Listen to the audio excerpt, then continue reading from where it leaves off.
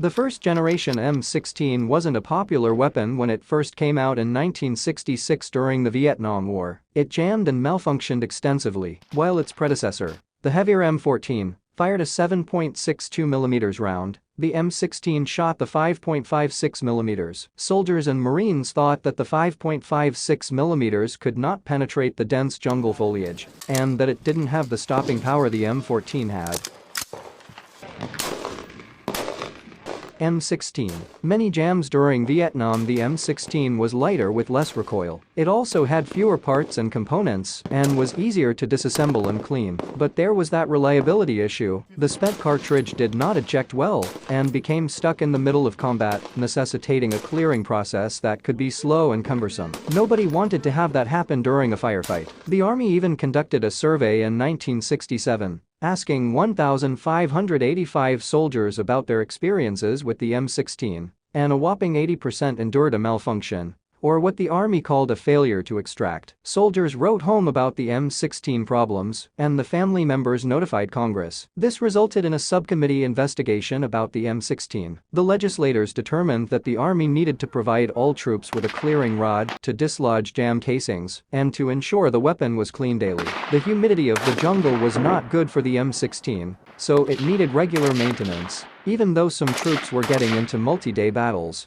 and didn't have the time to administer a proper cleaning when it was badly needed. Later the M16 was used in the first Gulf War during Operation Desert Storm, and there were complaints that dust from the desert was creating malfunctions again. The answer was to require more maintenance and cleaning.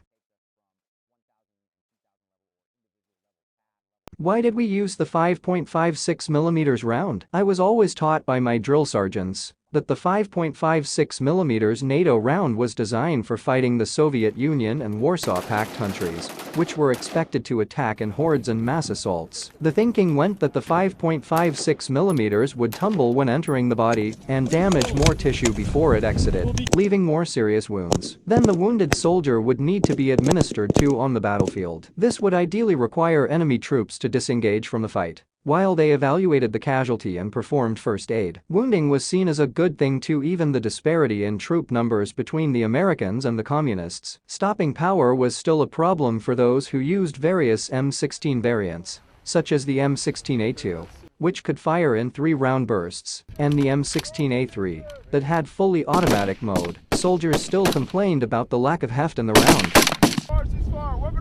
I preferred the M16. My experience with the M16A2 and A3 was a good one. I preferred it over the M4 because I liked the longer range and the higher muzzle velocity of the M16. The M4 was too short for someone like me with longer arms. I spent 5 years in the Army and only remember having one malfunction with the M16A2 or A3 from 1999 to 2001. I then switched over to the M4 right before 9/11. That M16 jam was in training, and I just simply ejected the spent casing after a few moments. But we were definitely trained on how to deal with M16 malfunctions through a technique called sports. This acronym stands for slap upward on the magazine, pull the charging handle all the way back, observe the ejection of the cartridge, and check the chamber, release the charging handle, tap the forward assist, and finally shoot. That's the long version. Usually you could skip some of these steps and fix the jam quickly. Marines used the M16 for a longer duration.